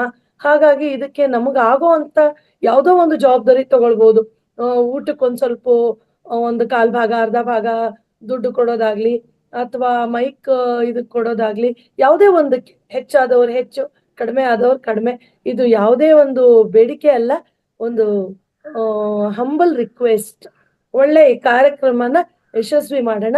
ನಮ್ ಕೈಯಲ್ಲಿ ಎಷ್ಟಿಷ್ಟ ಆಗುತ್ತೆ ಹಾಕ್ತಾ ಬರೋಣ. ಇದು ಆಲ್ಮೋಸ್ಟ್ 40-65 ಒಂದು ಲಕ್ಷದ ಹತ್ರ ಬರೋ ಅಂತ ಖರ್ಚು. ಗುರುಜಿ ಆಗ್ಲೇ ನಾವ್ ಬೇಡ ಅಂತ ಅಂದ್ರುನು ನಾಗರಾಜ್ ಗುರುಜಿ ಅವರಾಗಿ ವ್ಯವಸ್ಥೆ ಮಾಡಿದ್ದಾರೆ. ಮತ್ತೆ ಅದು ಅಷ್ಟೂನು ಅವ್ರಿಗೆ ಭಾರ ಆಗ್ಬಾರ್ದು ಅಂತ ರಂಗನಾಥ್ ಗುರುಜಿನು ಮತ್ತೆ ಅದಕ್ಕೆ ಅರೇಂಜ್ ಮಾಡಿದ್ದಾರೆ. ರೂಮಿನ ಇದು ಹಾಲಿನ ವ್ಯವಸ್ಥೆ ಕೂಡ ಅವ್ರು ಮಾಡಿದ್ದಾರೆ. ಆದ್ರೆ ಇನ್ನೂ ಒಂದ್ ಸ್ವಲ್ಪ ಬೇಕಾಗತ್ತೆ. ಅದಕ್ಕೆ ನಾವೆಲ್ಲರೂ ಕೈ ಜೋಡ್ಸೋಣ, ನಾವೆಲ್ಲ ಮಾಡ್ತೀವಿ ಮೇಡಮ್ ಅಂತ ನನ್ನ ಕಡೆಯಿಂದ ನಾನು ಹೇಳ್ತೀನಿ. Thank you. ಧನ್ಯವಾದಗಳು ಮೇಡಮ್. ನಿಮ್ಮ ಈ ಉದಾರವಾದ ಮಾತುಗಳಿಗೆ, ಮನಸ್ಸಿಗೆ ಧನ್ಯವಾದಗಳನ್ನ ಮತ್ತೊಮ್ಮೆ ಹೇಳ್ತಾ, ಓಕೆ ಮಾಸ್ಟರ್ಸ್, ಈ ವಿಷಯಕ್ಕೆ ಸಂಬಂಧಪಟ್ಟಂತೆ ನಾವೆಷ್ಟೆಲ್ಲ ಹಬ್ಬಗಳು, ಧ್ಯಾನ, ಜ್ಞಾನ ಎಲ್ಲವನ್ನು ನಾವು ಮಾಡ್ತಾ ಇದ್ದೀವಿ. ತುಂಬಾ ಖುಷಿಯಾಗಿ ಆನಂದದಿಂದ ಇದ್ದೀವಿ. ಹಾಗಾಗಿ ಈ ವಿಚಾರವಾಗಿ ಮಾಸ್ಟರ್ಸ್ಗಳು ನೀವು ನಿಮ್ಮ ಅನಿಸಿಕೆಗಳನ್ನ ಕೊಡ್ಬೋದು ಅಂತ ಕೇಳ್ಕೊಳ್ತಾ ಇದ್ದೀವಿ. ನೀವು ಹ್ಯಾಂಡ್ ರೈಸ್ ಮಾಡ್ಬೋದು ಅಥವಾ ವಿಡಿಯೋ ಆನ್ ಮಾಡಿ ಸಿಂಬಲ್ ಕೊಟ್ರೆ ನಾವು ಆಪ್ಷನ್ ಕೊಡ್ತೀವಿ. ಯಾಕೆಂದ್ರೆ ನಿಮ್ಮ ಅನಿಸಿಕೆ, ಅಭಿಪ್ರಾಯಗಳು ನಮ್ಗೆ ಬಹಳ ಮುಖ್ಯ ಆಗಿರುತ್ತೆ. ಅಶ್ವಿನಿ ಅವರೇ, ಸೌಮ್ಯ ಅವ್ರು ಕೇಳಿದಾರೆ ಯಾವಾಗ ಫಂಕ್ಷನ್ ಇದೆ ಅಂತ ಮೆಸೇಜ್ ಹಾಕಿದ್ರೆ, ಅದು ಸ್ವಲ್ಪ ಡಿಟೇಲ್ ಹೇಳ್ರಿ ಫಂಕ್ಷನ್ ಅಂತ. ಸೌಮ್ಯ ಅನ್ನೋರ ಕೇಳಿದಾರೆ ನೋಡ್ರಿ, ಮೆಸೇಜ್ ಹಾಕಿ. ಓಕೆ ಮೇಡಮ್, ಇದೇ ಮಾರ್ಚ್ 23ನೇ ತಾರೀಕು ಭಾನುವಾರ ಮೈಸೂರಿನಲ್ಲಿ ಸಮಗ್ರ ಸ್ವಾಸ್ಥ್ಯ ಹಬ್ಬ. ನಮ್ಮ ನಾಗರಾಜ್ ಗುರೂಜಿ ಅವರದು ಹುಟ್ಟು ಹಬ್ಬ ಮಾರ್ಚ್ 5ನೇ ತಾರೀಕು. ಹಾಗಾಗಿ 23ರಂದು ಅವ್ರು ಇಟ್ಕೊಂಡಿದ್ದಾರೆ. ಅವರ ಮೊಮ್ಮಗುಂದು ಸಹಿತ ಸೇರಿಸಿ 23ನೇ ತಾರೀಕು ಇಟ್ಕೊಂಡಿರೋದ್ರಿಂದ ಅವರ ಡಿಸೈಡ್ ಏನು ಅಂತಂದ್ರೆ, ಬರೀ ನನ್ನ ಹುಟ್ಟದ ಹಬ್ಬ ಆಚರಣೆ ಮಾಡ್ಲಿಕ್ಕೆ ಅಲ್ಲ, ಇದ್ರ ಜೊತೆಲಿ ಮಹಾವತಾರ್ ಫೌಂಡೇಶನ್ ಕಡೆಯಿಂದ ಸಮಗ್ರ ಸ್ವಾಸ್ಥ್ಯ ಹಬ್ಬ ನಾವು ಆಚರಿಸಿದ್ರೆ ಅಲ್ಲಿ ಅನೇಕ ಪಿರಮಿಡ್ ಮಾಸ್ಟರ್ಸ್ಗಳು, ತಜ್ಞರು ಬರ್ತಾರೆ. ಮತ್ತೆ ಮನೋರಮಾ ಮೇಡಮ್ ಕೃಷ್ಣಮೂರ್ತಿ ಬರ್ತಾ ಇದ್ದಾರೆ. ಹಾಗೆ ಸಂಗೀತ ಯಜ್ಞ ವಿತ್ ಮ್ಯೂಸಿಕ್ ಲೈವ್ ನಲ್ಲಿ ಅಲ್ಲಿ ಇರುತ್ತೆ. ಇಷ್ಟೊಂದೆಲ್ಲ ನಾವು ಏರ್ಪಡಿಸಿದಾಗ ಎಲ್ಲ ಜನಗಳಿಗೆ ಇದು ಮುಟ್ಟಲಿ, ಅವರು ಸಹ ಉಪಯೋಗ ಪಡ್ಕೊಂಡ್ಲಿ ಅಂತ ತುಂಬಾ ಒಂದು ದೊಡ್ಡ ಮಹಾನ್ ಕಾರ್ಯಗಳನ್ನೆಲ್ಲ ಮಾಡ್ಕೋಬೇಕು ಇದ್ರ ಜೊತೆಲಿ ಅಂತ ಅವ್ರು ಮಾಡಿರೋದ್ರಿಂದ ಅವತ್ತಿನ ದಿವಸ 23ನೇ ತಾರೀಕು ಇದೆಲ್ಲ ಕಾರ್ಯಕ್ರಮಗಳು ಇರುತ್ತೆ. ತುಂಬಾ ಅದ್ಭುತವಾಗಿರುತ್ತೆ ಮಾಸ್ಟರ್ಸ್. ಹಾಗೆ ವಾಟ್ಸಪ್ ಲಿಂಕ್ ನಲ್ಲೂ ಕೊಡ್ತಾ ಇದ್ದೀವಿ. ಯಾರಾದ್ರೂ ಭಾಗವಹಿಸೋರಿದ್ರೆ ಆ ವಾಟ್ಸಪ್ ಲಿಂಕ್ ಅನ್ನು ಕ್ಲಿಕ್ ಮಾಡಿದ್ರೆ ಮತ್ತೆ ನಾವು ನೋಂದಣಿ ಆಗ್ತೀವಿ ಅಂತ ಹೇಳ್ಬೋದು. Okay madam. Thank you yeah masters hand raise ಯಾವ್ದು ಬರ್ತಾ ಇಲ್ಲ. ಓಕೆ, ನಿಮ್ಮ ಅನಿಸಿಕೆ ಏನಾದ್ರೂ ಇದ್ರೆ ವಾಟ್ಸಪ್ ನಲ್ಲೂ ನೀವು ತಿಳಿಸಬಹುದು. ಹೊನ್ನಾಚಾರ್ ಅವರು ಗ್ರೂಪಿಗೆ ಆಡ್ ಮಾಡ್ಲಿಕ್ಕೆ ಹೇಳಿದಾರೆ, ನಂಬರ್ ಕೊಟ್ಟಿದ್ದಾರೆ ಮೇಡಮ್ ಅವರು. ಅವ್ರಿದ್ರೆ ಮಾತಾಡಿ ಸರ್. ಹೊನ್ನಾಚಾರ್ ಅಂತ ಮೆಸೇಜ್ ಹಾಕಿದ್ದಾರೆ ಗ್ರೂಪಿಗೆ ಆಡ್ ಮಾಡ್ಲಿಕ್ಕೆ. ನಿಮ್ದೇನಾದ್ರೂ ಅನಿಸಿಕೆ ಇದ್ರೆ ಅಥವಾ ಏನಾದ್ರೂ ಮಾಹಿತಿ ಬೇಕಿದ್ರೆ ನೀವು ಹ್ಯಾಂಡ್ ರೈಸ್ ಮಾಡಿ, ನಿಮ್ಗೆ ಅನ್ಮಿಟ್ ಆಪ್ಷನ್ ಕೊಡುತ್ತೆ.